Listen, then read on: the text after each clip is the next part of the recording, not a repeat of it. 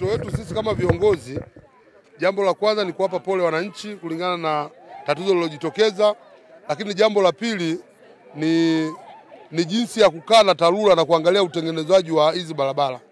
Hizi barabara zimetengenezwa kwa kiwango cha moram, lakini hazina mifereji. Kungekuwa na misingi, ile misingi ndio ingepitisha maji.